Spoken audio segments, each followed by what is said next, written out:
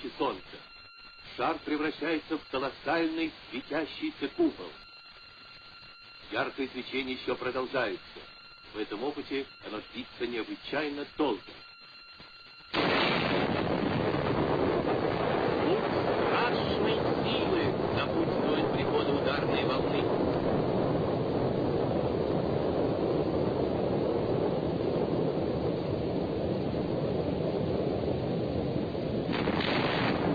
Это прошла вторая отраженная ударная волна.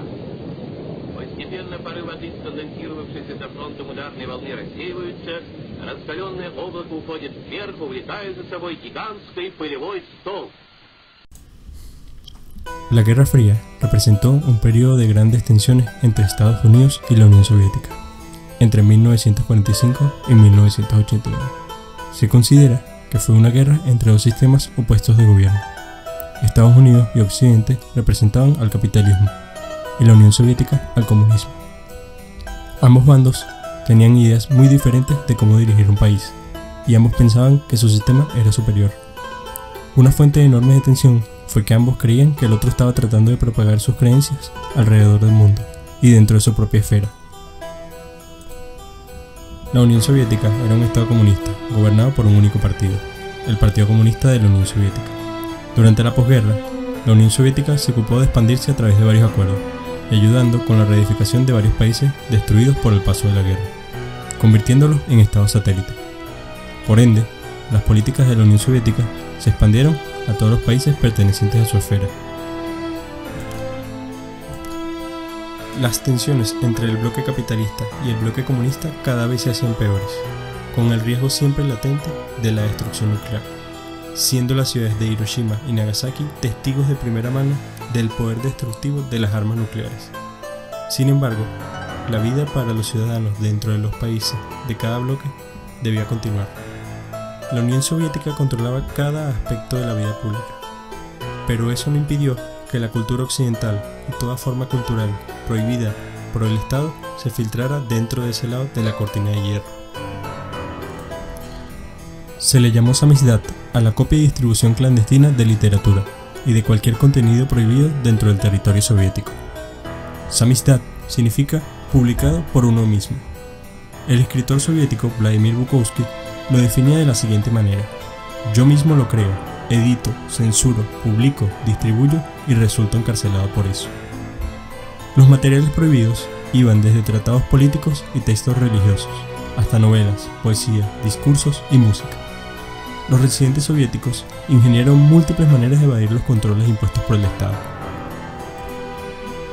Al principio del deshielo iniciado por Nikita Khrushchev en la Unión Soviética a mediados de la década de 1950, la poesía se hizo muy popular y los escritos de una amplia gama de poetas, conocidos, jóvenes desconocidos, así también como prohibidos y reprimidos, circularon entre la intelectualidad soviética de la época.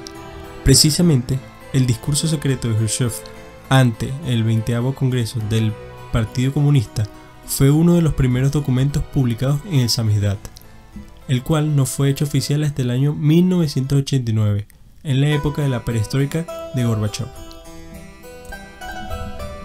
Lamentablemente, el deshielo no fue lo que muchos esperaban. En 1956, en Hungría empezaron protestas estudiantiles, que pronto se transformaron en revueltas para pedir la libertad y poder alejarse del sistema comunista, tras el famoso discurso de Khrushchev.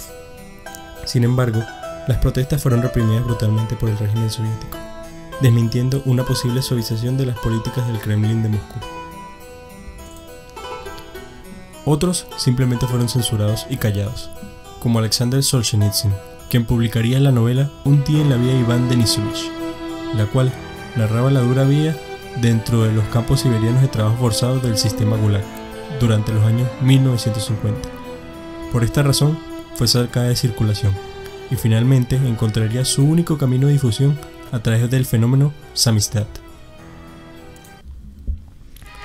Mientras las radios rusas solo emitían música folclórica local y algunas canciones que procedían de Georgia, el mismo lugar en el que nació el dictador Joseph Stalin, algunos arriesgados amantes de la música estadounidense consiguieron hacerse con los grandes éxitos del momento, entre las décadas de 1940 y 1970. Los marineros eran los que entraban de contrabando en la Unión Soviética esas canciones prohibidas que no se podían escuchar. Toda la industria oficial de la música estaba implacablemente controlada por el Estado. Así que, en 1946, Ruslan Bugaslovsky se inspiró en una máquina Telefunken, diseñada para que los reporteros de la Segunda Guerra Mundial pudieran hacer grabaciones desde el campo de batalla. E ideó una fórmula barata, con piezas de herramientas y viejos gramófonos, para conseguir sus propias copias. También rebuscó entre los hospitales locales para conseguir las radiografías deshechas, cuyo plástico era lo bastante blando como para que su rudimentario pero eficiente artefacto pudiese marcar las canciones. El músico Stephen Coates empezó un proyecto en el año 2014 llamado The X-Ray Audio Project para recopilar archivos y cualquier recurso audiovisual referente a este fenómeno cultural.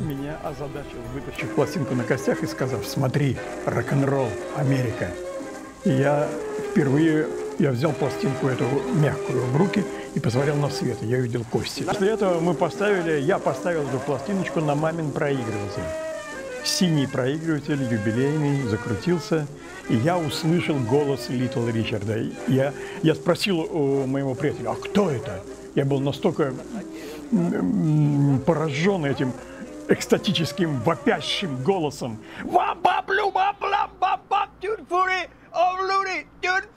А потом, через примерно 2 недели, этот же приятель мне говорит, хочешь, поехали со мной к Гостиному двору в субботу вечером. Я знаю, там будет мужик, который сам прессует дома эти пластиночки и будет продавать. Хочешь купить? Я говорю, конечно. А Литл Ричард будет? Я у него спросил.